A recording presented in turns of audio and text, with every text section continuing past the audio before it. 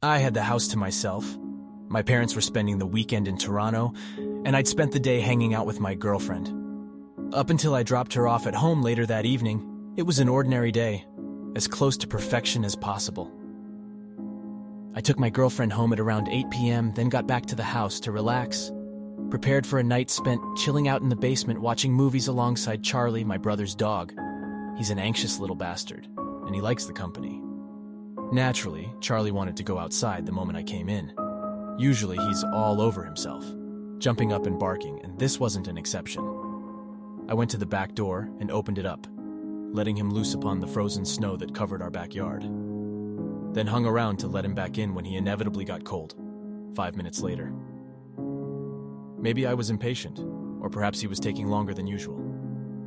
I wasn't watching the time after all. After a while, however, I opened the door and called out to him. I figured he'd come running like he always does. But for some reason, he didn't this time. I waited at the door for a little while, looking around to see if I could spot him. He was outside all right, by the shed we have near the back of the yard, standing in the corner and staring at the house. He didn't move when I called to him. He just stood there, motionless on that frozen snow, in the moonlight, staring at me. I left him for a little while longer, figuring that he didn't want to come in. I stole a piece of some cherry cobbler my mom had put together and screwed around on my phone. I went out to the living room to watch some TV, figuring Charlie would probably want to come in eventually. I'd just started a rerun of The Simpsons when I thought I heard a scratch at the door. On instinct, I got up to let the mouthy bastard back in the house.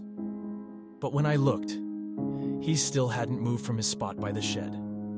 I could see the light reflected in his eyes. I'm not gonna lie, that was a little bit creepy. I opened the door and stepped outside, calling out to him, hoping that maybe he would come running. He just stayed there, stock still. That's about at the point where it dawned on me that he looked off.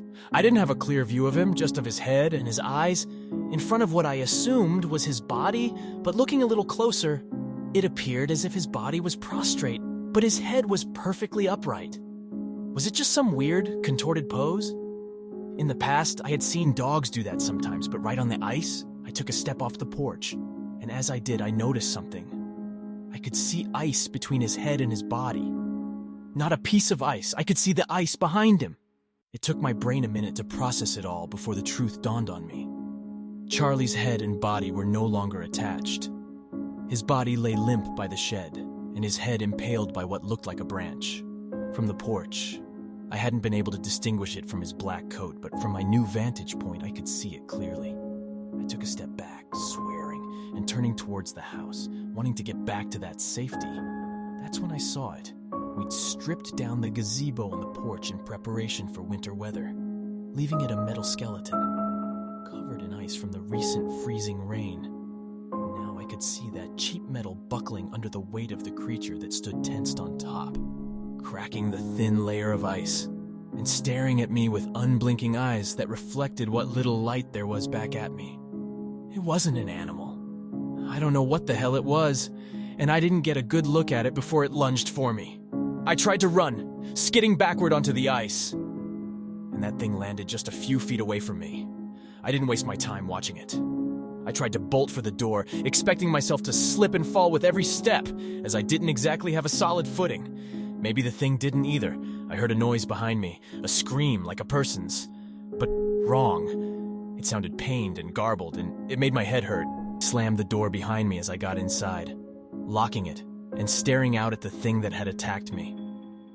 It stood almost 8 feet tall, with long, scrawny limbs and bulbous eyes that didn't look like they blinked. Its skin was gray and tight against its body. With every breath, I could catch glimpses of its rib cage. Its hands had long, bony fingers, each ending in a long, disgusting nail, and I could see the dried blood on them. It stared at me through the glass, and I swear it was smiling at me. For a moment, I'd expected it to try and break in. After all, that glass wasn't all that hard to break. I'd done it myself once, in fact, when I'd been locked out.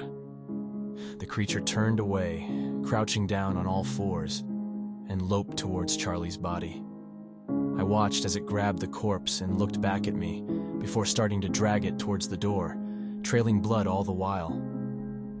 That thing wanted me to watch as it tore Charlie apart and feasted on him. It looked at me as it did its work, and I watched in quiet horror. It didn't seem to react when I took out my cell phone and called 911. I told the operator there was an aggressive animal outside my house. I lied and said that it was a bear, though by that point I was confident that it was nothing I had ever seen before. The thing watched me throughout the entirety of the call. I didn't get the impression that it understood what I was doing. That, at least, was to my advantage. It also didn't seem to think of just breaking the glass. I didn't want to watch what it was doing to Charlie, but I also didn't want to take my eyes off it, just in case. The emergency responders asked me to stay on the phone. That was just fine by me. I waited, sickened, and engaging this thing in a surreal staring contest. My earlier suspicions were then confirmed. It never blinked, not once. I watched its teeth, its lengthy, uneven, carnivorous teeth, tear into the meat of my brother's dog, and listened to the sickening, ripping noises. I don't know how long we stayed like that, staring at each other. I heard the sirens not too long after.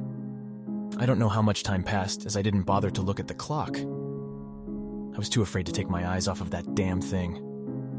A moment later, the sound of nearby sirens drew its attention, and I saw it leap suddenly up onto the roof. Its claws scraped against the shingles, and I followed it towards the front of the house, where I caught a glimpse of red and blue lights approaching. By then, there was no sign of the creature or any more sounds from the roof. I watched one of the police officers come up my walkway, his partner trailing behind, before breaking off to head towards the gate leading to the back. The lead officer headed to my door. He was about to knock when he noticed me waiting in the doorway. I opened it just a crack. "It's on the roof!" I cried out, helpless to conceal the terror in my voice. Before the officer could respond, the strangled cry of his partner rang out, alongside the hellish shriek of the creature. I cursed and pulled my door closed again, watching as the officer drew his weapon and went around back. I locked my door and tried to follow his location through the windows. I monitored him closely as he made his way around the side of my house, armed with a flashlight and a gun. I only caught a glimpse of that thing when his light hit it. It shrieked and leaped away as if burned, revealing the mangled carcass of the other officer. I could see the white of bone and a mess of red that had been rendered unrecognizable. A telltale thud alerted me to the creature's presence on my roof.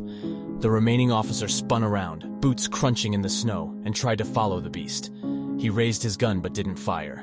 I heard scratching on the roof heading away from myself and the officer, which ceased a moment later. I looked back at the officer who stumbled back towards his car, trying to retrace his steps. Perhaps he was calling for backup. Before breaking into a clumsy run, he glanced at me momentarily through the window. Scratching on my ceiling told me that the creature on my roof was stalking him.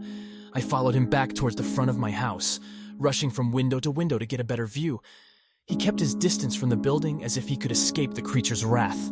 Reaching his car, I saw him open the driver's side door and then freeze, raise his gun, and fire 2 shots into the darkness. I didn't know if he hit his target or not. All I heard was the sound of claws scraping along my roof as the creature retreated. Then the officer barricaded himself inside his car, and the waiting game began anew. The monster had made its escape by the time backup and first responders arrived. Paramedics took Charlie's body away in a bag, and another officer collected my statement. Then, with the cops still around, I got in my car and hightailed it to a nearby hotel, where I crashed for the night.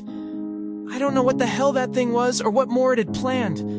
I don't think the cops know much either. And so far, since the incident, it's been quiet.